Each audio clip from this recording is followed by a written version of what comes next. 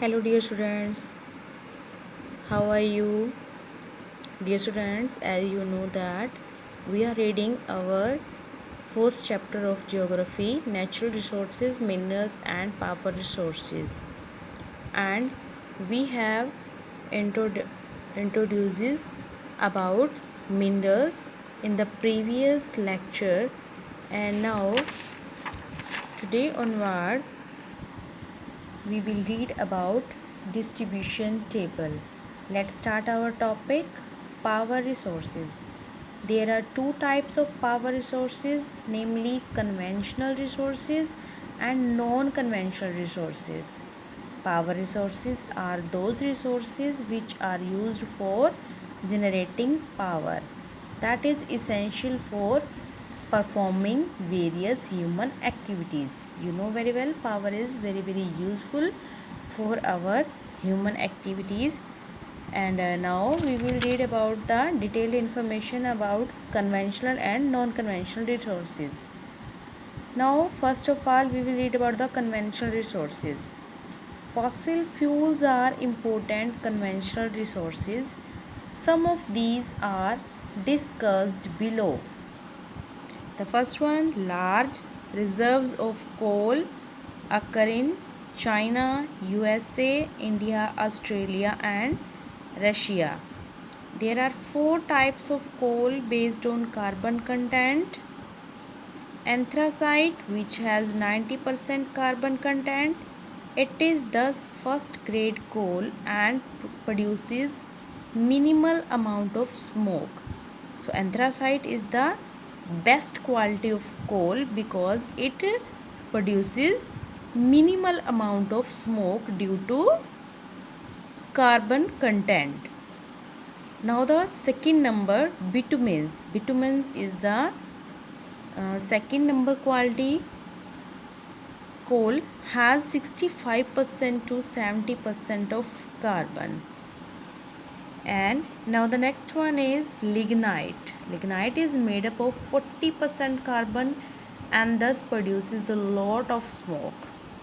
As we have read about anthracite, it produces minimal smoke, but its type of lignite, it produces a lot of smoke due to the lack of carbon.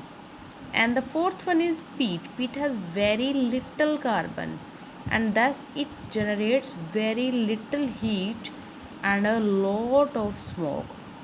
This is the final and cheapest quality of coal, peat, because it has very little amount of carbon and produces a lot of smoke. Now the next conventional resources is petroleum. The first one was coal, second one is petroleum. Petroleum is a product of the remains of plants and animals that lived millions of years ago.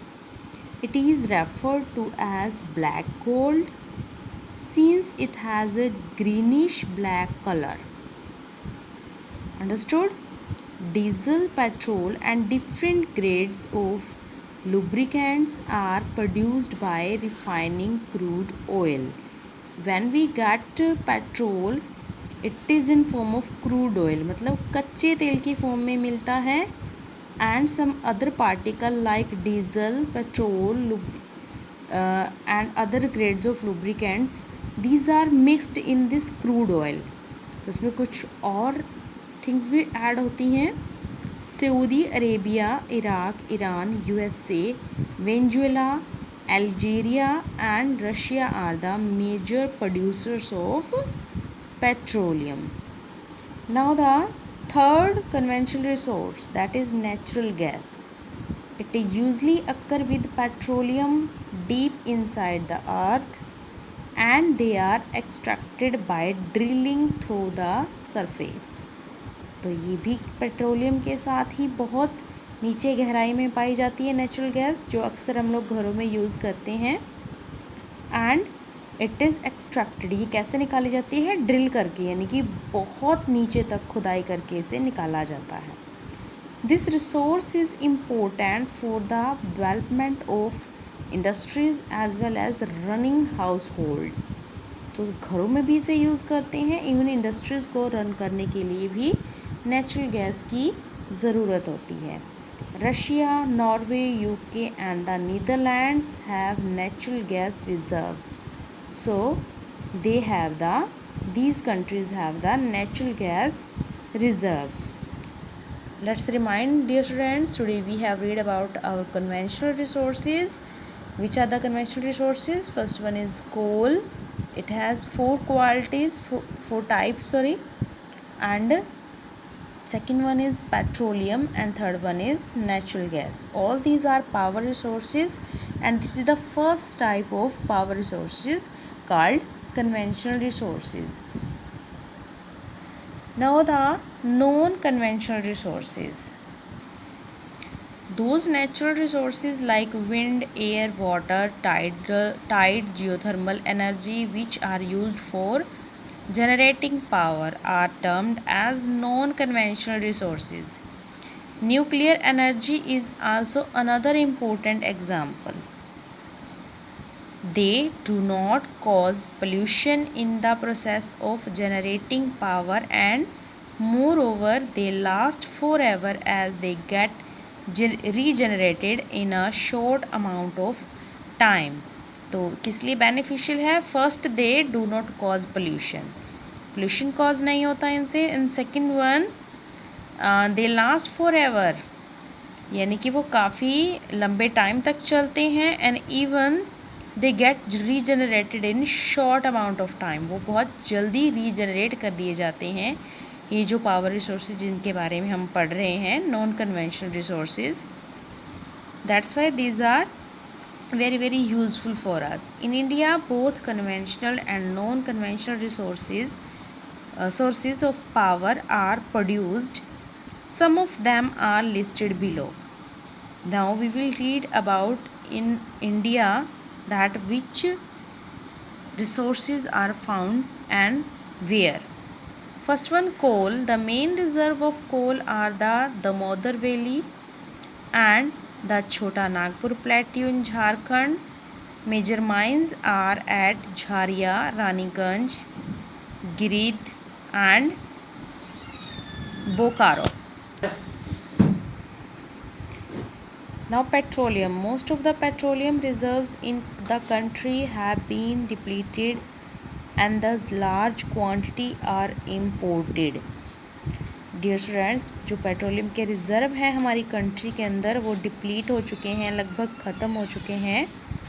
And जो large quantity है वो अब इसकी import की जाती है, मतलब petroleum हम बाहर से विदेशों से मंगवाते हैं. Old reserves are in Assam and coastal region of Gujarat. New reserves have been discovered in the Krishna Godavari basin in Andhra Pradesh. And next one, natural gas. The natural gas reserves occur in Gujarat, Rajasthan, Maharashtra, Tamil Nadu and Odisha. And atomic energy.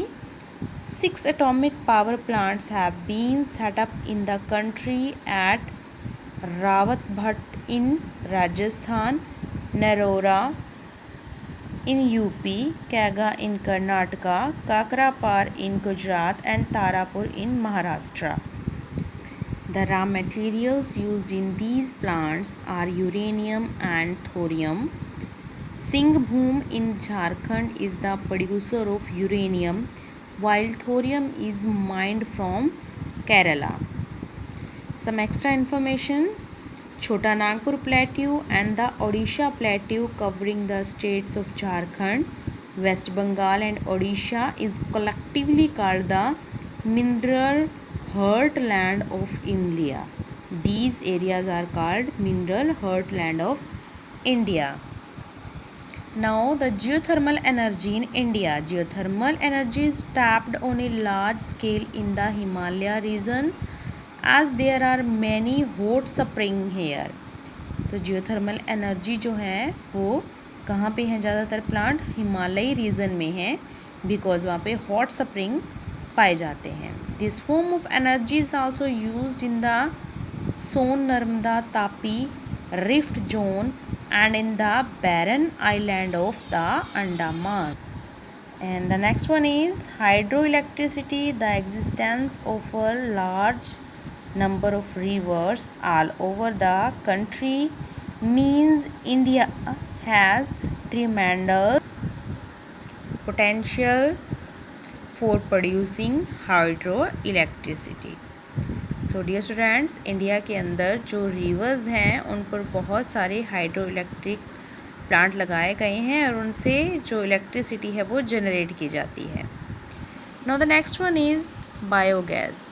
Biogas is generated from the decomposition of organic waste including kitchen refuse and animal waste. Usually set up at homes, this can generate power for household use at a low cost. तो mostly इन्हें घरों में setup किया जाता है like this. And इसमें जो kitchen का वेस्ट है या एनिमल का वेस्ट है उसे डिकम्पोज यानी कि उसे डालकर उसको डिकम्पोज करवाया जाता है, मतलब गलने सड़ने के बाद जो उससे गैस बनती है, that is biogas and it is used in kitchen for household purpose. Now the last topic of this lesson, this is conservation of energy. We have learned that the conventional sources of energy take millions of years to regenerate. हमें पता है कि जो conventional sources हैं वो कई साल लग जाते हैं उनको बनाने में. Thus there is a need to shift to non-conventional sources of power.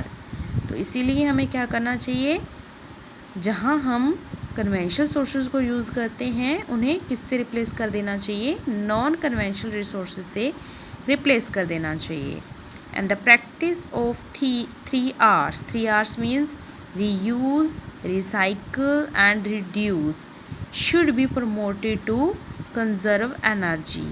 और हमें 3 R's को, मतलब रीयूज़ दोबारा से यूज़ करना, रिसाइकल दोबारा से बनाने के लिए उसे ही इस्तेमाल करना, रिसाइकिल करना, एंड रिड्यूस मतलब यूज़ को कम करना.